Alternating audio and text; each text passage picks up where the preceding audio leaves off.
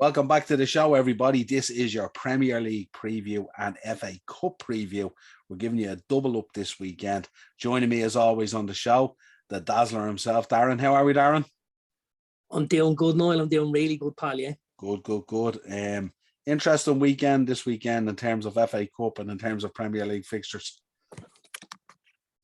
Yeah, there's a lot going on, obviously, isn't there? With the league fixtures running into next week, and then the two FA Cup semi-finals and stuff.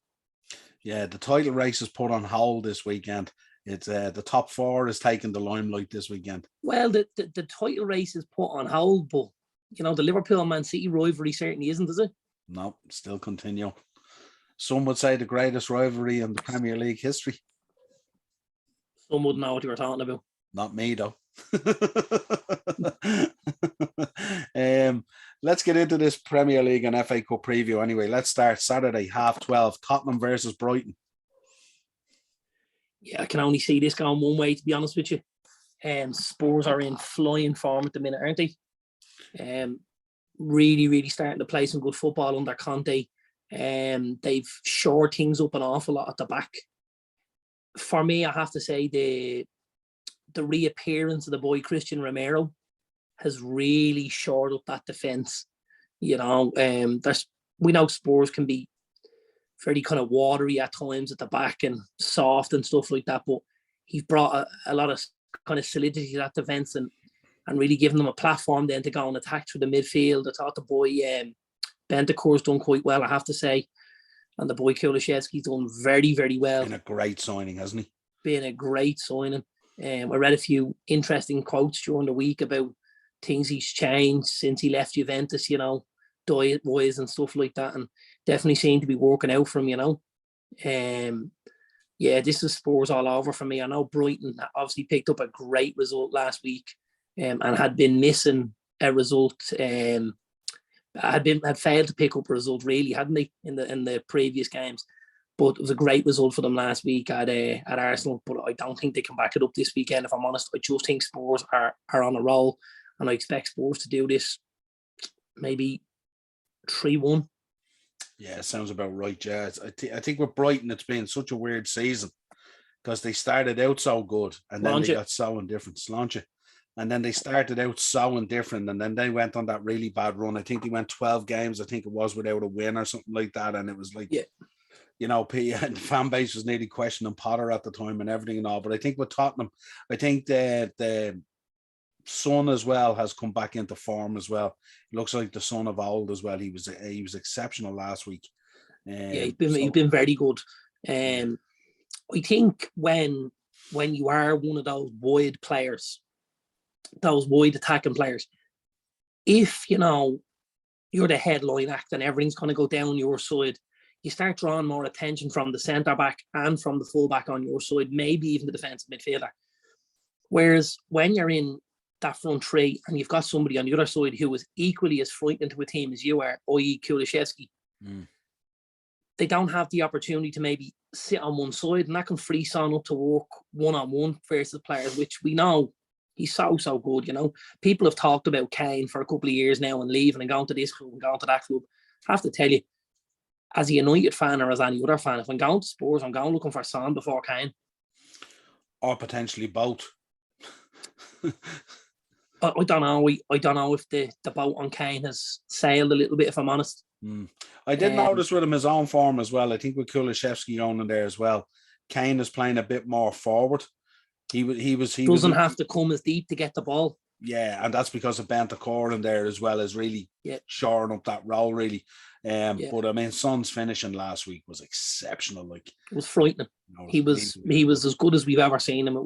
It's a joy. He's a joy to watch. I really like the lad, I have to say. You know, I don't obviously like to see him in a Spurs jersey running us riot, but he's a great footballer, lad. He plays the game the right way, smile on his face, you know. He's an honest player. He's a hard-working player. Really good. I enjoy him, I have to say. Yeah, and I mean, they're coming back into form now right at the right time. Couldn't have timed it any better. No. Man United versus Norwich. Yeah, I suppose like when you're going through this kind of form that United are going through, you want to have a go with the teams that are right down there at the bottom, don't you? But I mean, last week you see Everton did us up like an absolute kipper.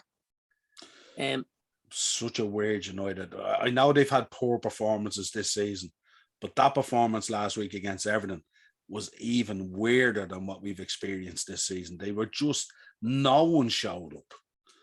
No, and it's hard. It's very hard to watch. It really, really is.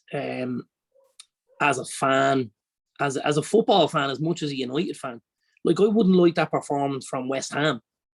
So to see it from your own team, you're kind of going. Yeah. It was a performance that, for me, really rubber stamps the whole thing that the Ralph situation isn't working at the minute, and probably hasn't worked the way we thought it was going to work. We thought we were going to get that new manager bounce between when he came in and the end of the season and stuff, and obviously they planned when they were going to bring him in so he could get a nice run of games under his belt and build up a head of steam and stuff like that. And for weeks we said, they're going to do someone in. They're going to do someone in. Hasn't happened. Yeah. They haven't produced that performance. They're lacking so many things all over the pitch, Now, listen, tomorrow's Norwich. We're at Old Trafford. I fully expect us to win the game. But I don't think it'll be easy, because Norwich under Dean Smith have been quite good. We went to Carrow Road. We struggled. We got the win, obviously.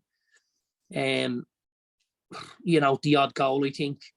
What do you think it was with that Everton game? I mean, for about 15 or 20 minutes, you looked like you were moving the ball around and creating a little bit. And then it just fell off the side of a cliff for the final, say, 50, 60 minutes or whatever it was. Absolutely nothing against a really poor Everton side. Really I know they raised the game because obviously the Burnley result in the week before, I think it kind of put a bit of fear of God in them with Lampard and stuff like Absolutely. that. So they knew they had to come out and perform. I know it was at Goodison and stuff like that, but they've been so bad. They have. Like, listen, the one thing I will say is I never, ever, ever like to go to Goodison.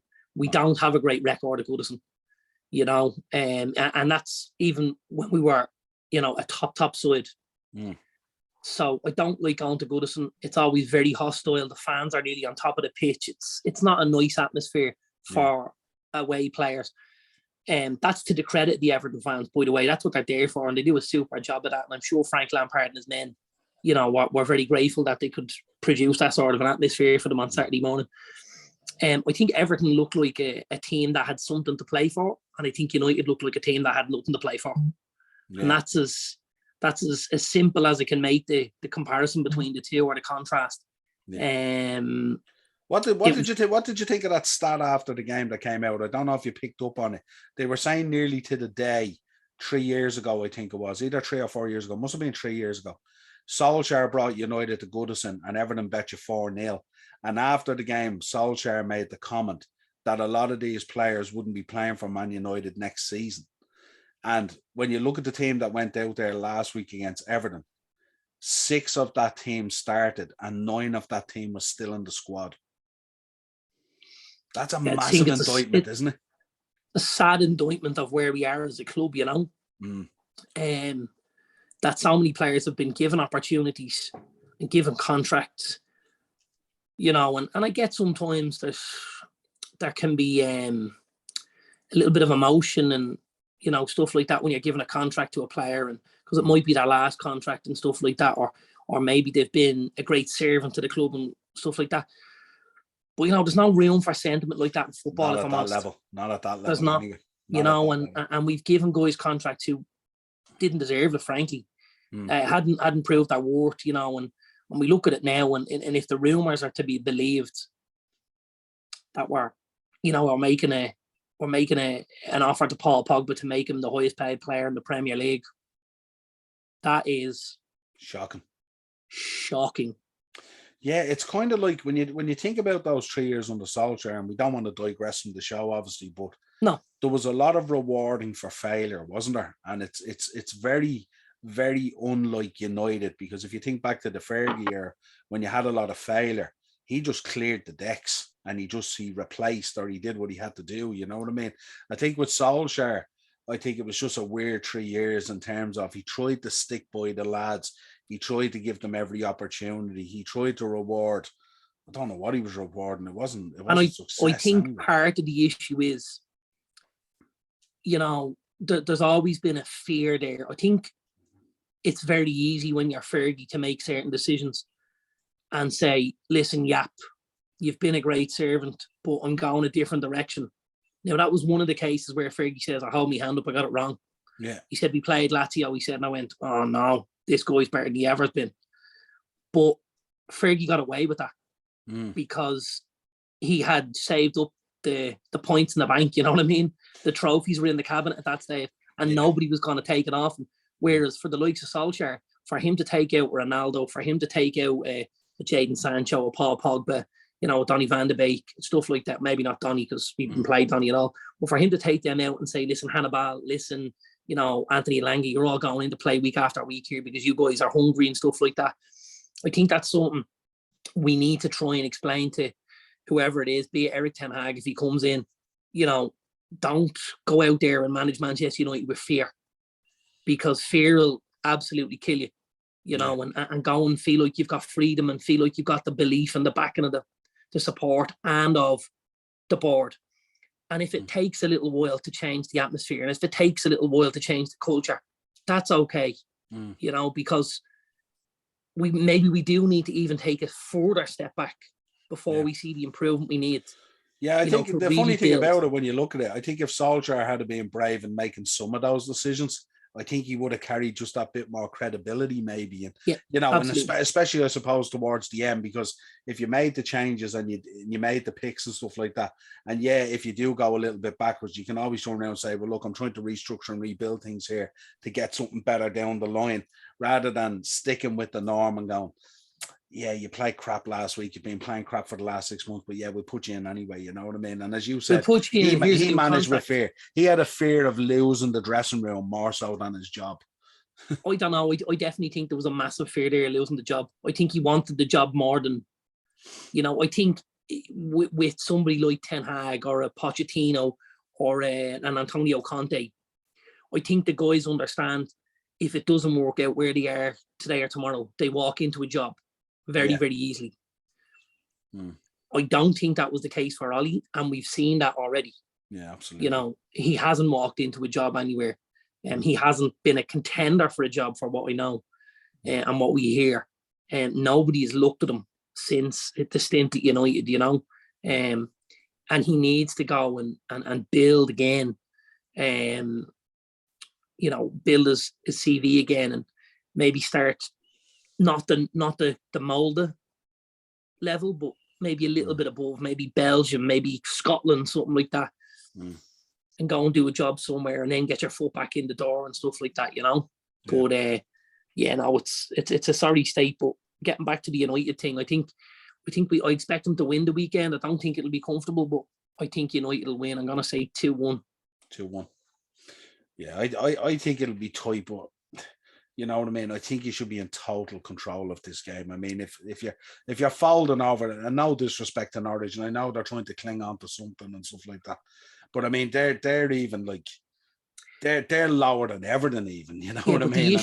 The issue hasn't necessarily been about being in total control. 1-0 West Ham, get in the hammers. Craig Dawson with a header from a corner. Just keep everyone in the loop when they're watching this. Keep everyone abreast of what's going on. We're obviously recording on Thursday night, and we have West Ham on in the background. Manuel Lanzini, what a ball! Craig Dawson header at the front post, 1-0 in the OL Stadium in Lyon.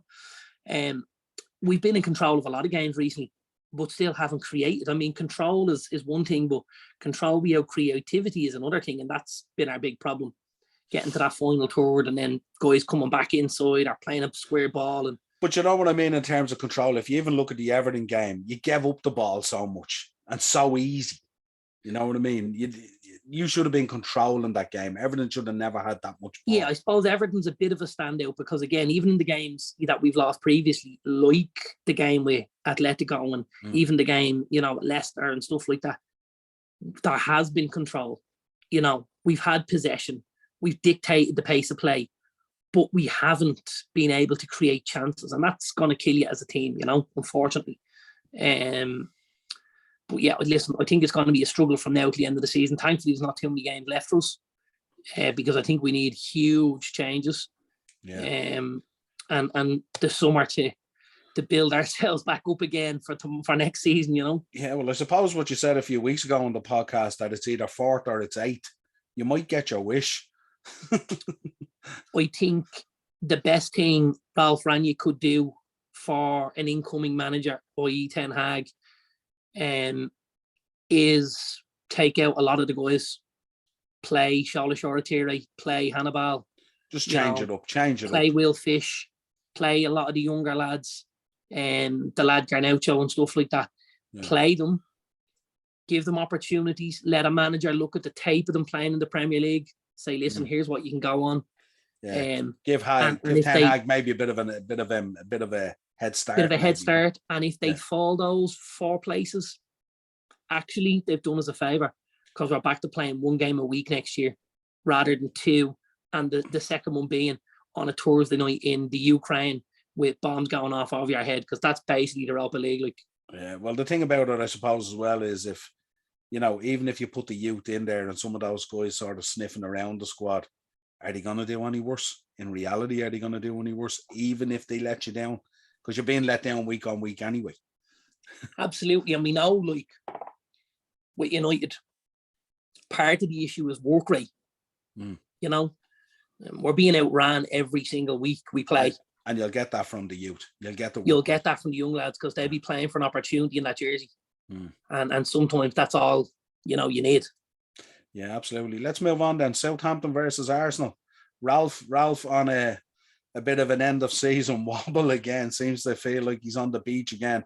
Arsenal also 2 really poor results. Crystal Palace and Brighton. Really, you know, they're clinging on to top 4 now. A bad result this weekend and that will be it done, I'd say. I didn't think Arsenal would sustain it. I felt like Arsenal and West Ham and Wolves would all dip. I expected the run of form to come from United. It's coming from Spurs, and it's Spurs who'll end up in 4th. Arsenal will fight it out for the minors with everyone else. This is another difficult game for Arsenal. Again, they're massively in need of a striker. You know, obviously Aubameyang leaves, and leaves them very light up top. Eddie Nketiah hasn't cut it at all. Lacazette has done well without necessarily scoring the goals. I think he's played quite well. He's held the ball up. He's done well, but he's just not the goal scorer he was when he was at Lyon all those years ago, you know. And I think it's time for Arsenal to dip into that transfer market and certainly need minimum of 2 strikers, don't they?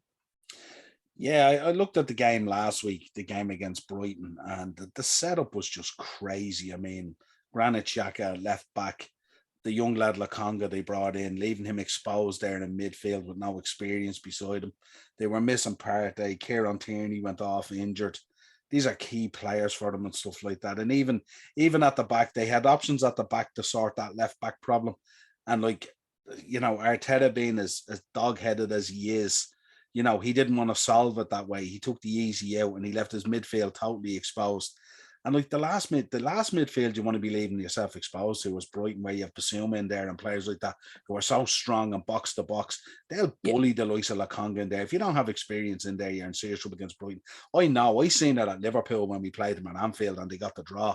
They absolutely bossed us in midfield when they got control of it. And we just wilted, you know what I mean? And this is against Liverpool. If you're going in against a Lokonga there who hasn't really got the experience that he needs, young lad there. And I just thought last week, whatever about the Palace game, that was just crazy and stuff like that. But if you look at that game there last week, Arteta has to shoulder the blame on that. He got it totally wrong. And I just thought it was shocking. There was so many, as you said, decisions which you looked at and thought, that's a strange one. That's a strange one. That's a strange one. 2-0 West Ham, Declan Rice, 44th minute, right on half-time. This is a great ball into the box from the left-hand side. Leon clear it. Rice is coming onto the ball, takes a touch, settles himself really well, tries to pop it into one of the bottom corners. and it takes a really nice deflection by the looks of it and helps him out. Side foots it. He side foots it, and it's probably, the keeper's probably going to stop it. And the centre back who actually touches it flicks the ball over the hands of the keeper. Not bad for a CDM, huh? He's going to cost someone 100 million anyway, isn't he? He is. And about 6 months into it, they're going to be sorry that they spent it. But that's neither here nor there. I think this is another tough day for Arteta and his floundering Arsenal side, you know. What do you think? A score draw? I'm gonna go the Saints. Ward-Prowse with the winner. Should I even mention it? I'm gonna go the Saints 2-1. Okay, interesting. I think it'll be score draw 1-0. I think it'll be tight. I think, look, the loss or the draw is still going to affect them, and then you expect Tottenham as well, getting the early game out of the way, can put the pressure on there as well. The battle of the forwards, Watford versus Brentford. Yeah, Watford have been poor, haven't they? Really, really put to the sword by Leeds last weekend, obviously, you know. And Leeds, who had struggled all season, they look so much better under Jesse Marsh, don't they? They look like they looked over their shoulder and they didn't fancy where their league position was, so they got up off their backsides and did something about it. Well, there's absolutely that, but there's also, you know, the changes in not just personnel, but, you know, the style. You know, it's not as swashbuckling, buccaneerish as it was before. There's motivational techniques going on there. Yeah, and there's definitely an awful lot of, an awful lot of bit work being done on the shape of the side, and not just let's run, because you can run on all you want. Yeah, but there's got to be a little bit about it. And Leeds have really turned the corner under Jesse Marsh. I don't necessarily hold that against Watford, because obviously it's a big step up from Leeds, but I don't necessarily see them getting that now. I think Brentford have been decent the last few weeks. I know they didn't maybe get the win last week, but I think I think Brentford will do this. They're playing good football. They're creating chances. Ivan Toney looks like he's loving life with Christian Eriksen at the moment, isn't Absolutely. And your boy Brian Mbeumo is playing very, very well. Unreal. If he's at Brentford next season, I will be shocked. He is an exceptional player. And you called him very early in the season. He's an exceptional player. Just incredible. They were part of that BMW. Yeah. You know, the Brentford BMW was Benrahma, Mbeumo, and Ollie Watkins. Yeah. They were the front three at Brentford. And obviously Watkins goes, Benrahma goes. Yeah. They bring in Tony, and Mbeumo's still there again. Like you said, that job he did on Chelsea is like, he absolutely holding on to Mbeumo next season is huge. Yeah, like he would be unbelievable for the likes of Newcastle, who could do with goals, pace, you know, up the top end of the pitch and stuff like that. And we know they've got cash on the hip as well, obviously. So yeah, absolutely. We may start the rumour mill going now. Mm-hmm. It's not long now before we be in our transfer shows and having fun with all that kind of stuff. That really makes me happy, those transfer shows. Absolutely. I'm gonna go 3-1 Brentford. Big show. I'm gonna go 2-1. I think Brentford will get the job done, but I think it could take a while. Watford does a certain resilience about them, but then they just collapse. It's that Roy Hodgson resilience, isn't it? Yeah. You can get the whiff of it. Yeah. But you just can't taste enough of it. He's the only guy I know at kickoff that starts checking out his watch. How long is left? Yeah, from the kickoff. Somebody get to a corner flag. Yeah, from the kickoff. He'd just be scared to make subs in case there's added time. Then we obviously round out 3:30. We got the huge FA Cup semi-final, Man City versus Liverpool. Brilliant match last weekend on Sunday. We were very slow out of the blocks. Got back into the game second half. Ran out a draw. In truth, City could have been out of sight in the first half if they had their proper shooting boots on, or had I won't say a proper front man because they have players there. Then we go into the Champions League. We kind of, I won't say we coasted through, but I think we knew where we were, and we just sort of, we managed our way through that quarter-final second leg. City, on the other hand, had to get into a 12-rounder with Atletico, and Atletico had a couple of chances to get back into the game, but didn't. And then it ended up in a melee and stuff like that. And then we hear today now that Kevin De Bruyne, serious ankle injury, could be gone for 6-8 games maybe, which is going to be massive for them. Foden took a head injury, ended up with a bandage on the head. And we heard that Kyle Walker, I think, is out as well, at least for this semi-final. What you're thinking on that? I mean, Kyle Walker's massive for them, isn't he? And also Kevin De Bruyne, huge. Well, listen, Walker is massive. I think Walker's very, very underrated. Certainly among England and City fans. I just think I look at him so many times, and the positioning isn't great, but he's such an athlete, the guy, and he always gets back in, gets goal side. He's strong. Not only is he quick, but he's strong. He holds guys up. I think he does a really good job for them. I think, obviously, I have to say I was really, really impressed with Nathan Ake when he came on last night. Thought he did a great job in that left-back role. He's been brilliant. He's been brilliant for the Netherlands. He's been quite good for City even, and he's playing more and more games in the last 10 to 12, So he's obviously someone Pep has looked at and gone, this kid is okay, this guy can do it. Do they change formation? I seen Diaz was on the bench the other night. They may go to a 3 and have 5 through the midfield with 2 wing-backs and then play 2 up front. I wouldn't be shocked to see it. I know that's not necessarily the style. Yeah, I was thinking they might. I think they might stick to it. I thought they might just push Stones out wide and put Diaz in the middle with Laporte. Well, listen, they can also play Cancelo on the right and Ake on the left. Yeah, or they have the boys Zinchenko. Yes. Now I have to say as well, last night Stones was excellent. Yeah, was very good. So I don't think that's a huge issue for them. I think obviously anyone losing Kevin De Bruyne, it's difficult. I think though it does at times give Gundogan game time, and we know how good he can be. Yeah. He's been very impressive when he came in when Kevin De Bruyne was out earlier in the season. Yeah, and that's racked up a number of goals as well. And that's, I suppose, what I'd expect to see. It doesn't necessarily mean it's gonna happen, but that's what I'd expect to see. I'd expect to come in and him try and dictate a lot of the play alongside Rodri and stuff like that. I think it'll be tight. I think the injuries though, and also the way you guys were able to give a lot of guys a break on Wednesday night. 7 changes, yeah. I think that has to favour Liverpool, doesn't it? Has to. I'm thinking Liverpool 2-1, but I think it could be another fascinating game between us. I mean, the rivalry. You know what I'm gonna call? I'm gonna call Liverpool after extra time. Okay. Because I think the extra time is what'll really do City in. And I'm gonna say 3-2 after extra time. Okay, so you're going 2-2 going in there. I'm going 2-2 going in, very similar to last week. Yeah. And I'm going Liverpool to get the winner in extra time with some of those fresh legs coming off the bench, Interesting. Good show. Here, listen, I'll take that all day. Absolutely. Let's move into Sunday then. Newcastle versus Leicester. This could be a great game.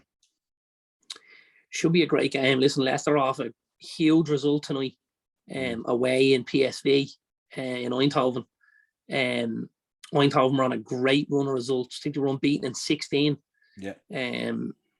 Really pushing Ajax in that Dutch Eredivisie. They've got a cup game this weekend as well, so that's a huge result for Leicester. I was very impressed with a couple of the lads, I have to say. I thought the boy Wesley Fofana was unbelievable. I'm a huge fan of him. Huge fan of him. I thought tonight he was unbelievable. I have to say. It's nice as well seeing Maddison put in a shift. In recent times, he's been a little bit lazier, hasn't he, in his play and stuff like that. But tonight, he looked like he was putting in the work. I got to say, I've looked at Maddison over the last few weeks where he's really up the goals and the assists, but he's also up the work rate.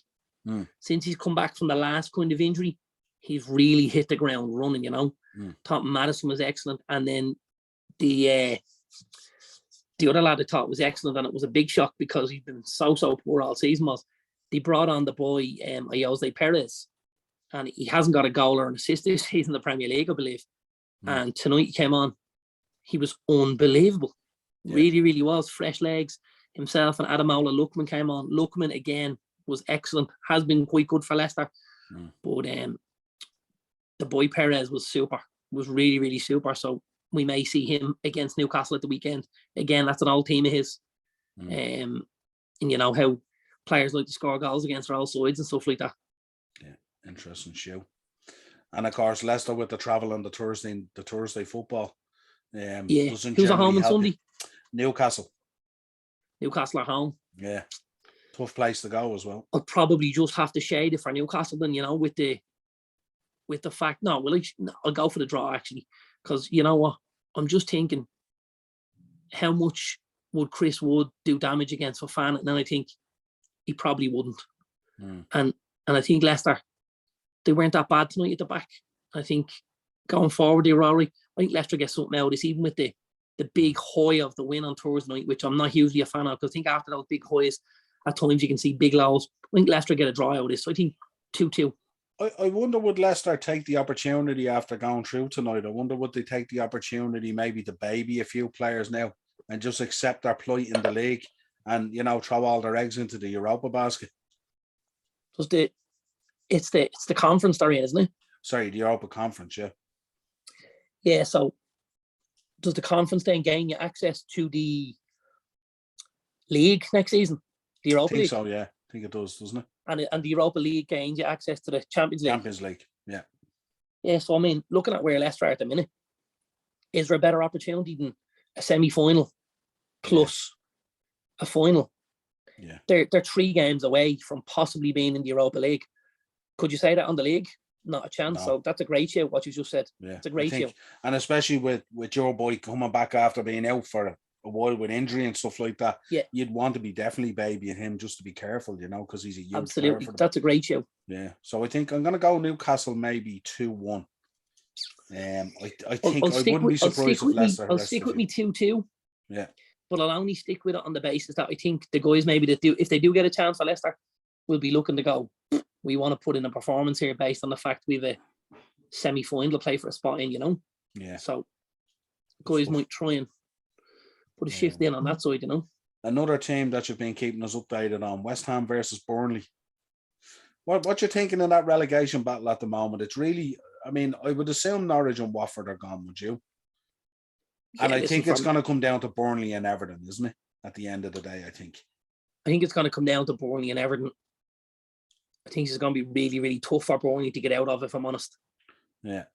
You know, obviously the Everton result last week was huge for them. I know Everton's running isn't great. We had a little look at that during the week in the WhatsApp group. Yeah. The Everton running is quite difficult. They have to play Liverpool again, don't they? Yeah, playing us, yeah. They're getting nothing out of that. Like, you know. There's a couple of, so I think they play Spurs again. I think they play Spurs again as well. Yeah. Don't think they're getting a whole lot out of that either. No. So you start to whittle down, and all of a sudden you look on the other side and you go, Burnley, you know, Burnley did great to dig out that result at Everton. They really, really did. But I don't know. I think they're just going to come up short. I think the only team that could sway it for me is if the boy Weghorst, who we expected an awful lot out of, manages to come good. I think he came off after about 56 minutes of the weekend. He didn't even make the 2 points on fancy football. That's how poor he was. And it didn't look like it was an injury that he was coming off, or it was a tactical change. He'd been very poor. He's been poor in a lot of the games. And that's the guy who they were kind of hoping was going to fire them to safety after Wood leaving the building and stuff like that. I think this will be tough for Burnley, if I'm honest. We're going at West Ham tonight. You know, they're mixing it in the upper echelons of Europe. Lyon's not an easy place to go. Lyon have been a great team in Europe for the last 20 years, since Karim Benzema was putting goals past Man United. You know, they've been very, very good. They're always competitive, Lyon. They always get to the quarterfinals, the semi-finals, or whatever kind of a competition they're in, you know. Yeah. So they're no mugs. This will be a huge result for West Ham if they can hold on. I suppose very different to Leicester. West Ham are in a position where they are fighting now for a top 6 and they have an opportunity to go Europa League automatically. Yeah.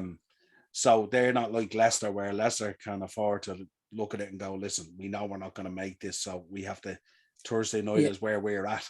I certainly see this as I certainly see West Ham keeping the ball rolling with this. I think West Ham will get that winner on Sunday as well, I have to say.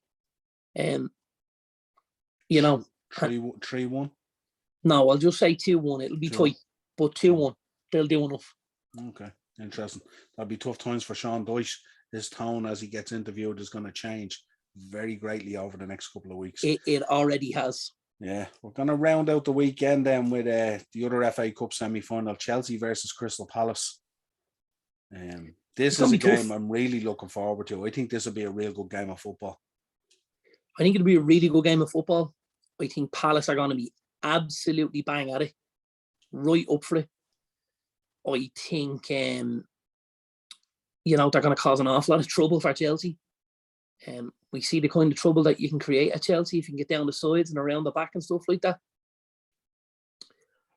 Excuse me. Chelsea obviously going to be on a massive, massive low. Yeah, Tuchel with a huge job to lift those boys. Huge, because I mean, you would have said halfway through that game, Chelsea were marching towards the semi-finals. Yeah. And obviously things changed very late on and stuff like that. And Real came into their own. And towards the end, they could have got a couple of others, but very early on, Chelsea looked unplayable. And I kind of thought to myself, I think we might have even spoke at one stage, and I said, are these one of the most frustrating teams you've ever seen in your life? Because, we've seen them obviously put 6 past Southampton the weekend. They're 2 or 3 up away in Real Madrid.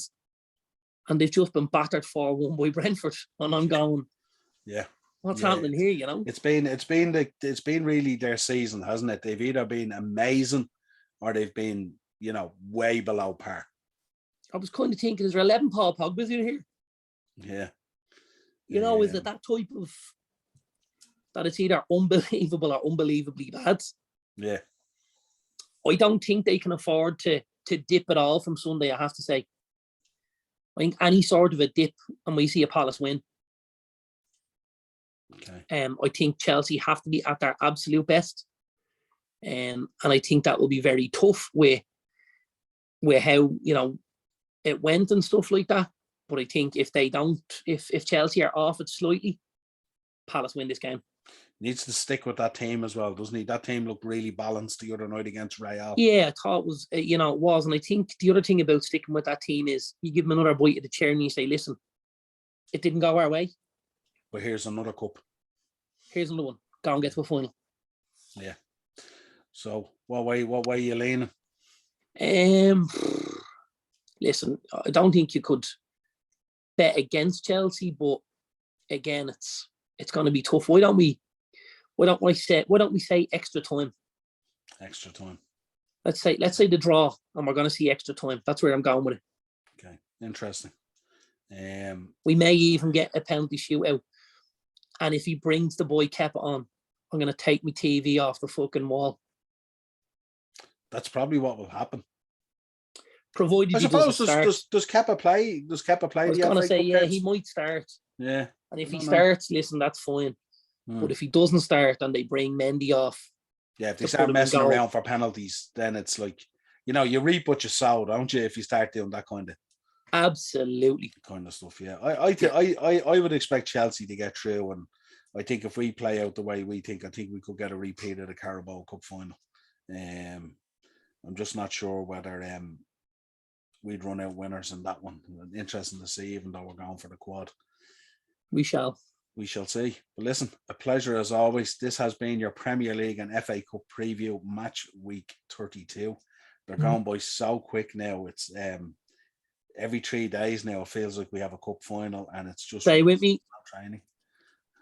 And that's West Ham 3-0. Tell you, they should save a few of those for Sunday. And that's our boy, Jared Bowen. Yeah. Exceptional. If he's not creating, he's scoring.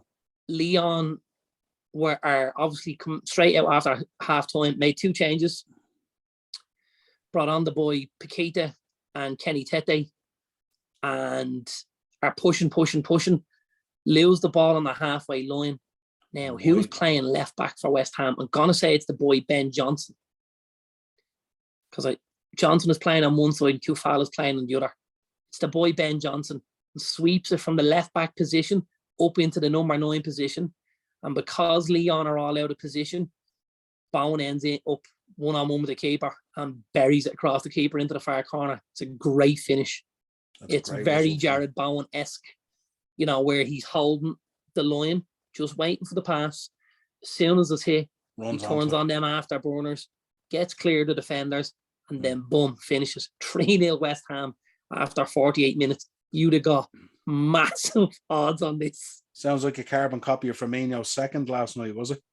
This is gonna be Firmino's second. Remember the second? Was the second last night where the ball came across and he just put it in? It was a volley. Was it second or what was the first? Was the first? First wasn't it? Was it the one? No, the one that was disallowed. Sorry, the one that was disallowed. Remember, it came across the back line. He just put it in. Yeah. And no, way better because he picks the ball up much shorter. It's not way better. Just Bobby Firmino. He certainly doesn't have better teeth. We know that, but no, definitely not. Well, listen. Let us know, folks, your picks down below. Let us know what you think. Who's going to make it to the FA Cup final? If you want to contact the show, the Upper Tier Podcast at gmail.com. We're on Facebook, Instagram, Twitter, TikTok, Spotify, Google Podcasts, Amazon Music, wherever you're picking up stuff, be it video or audio, you will find us there.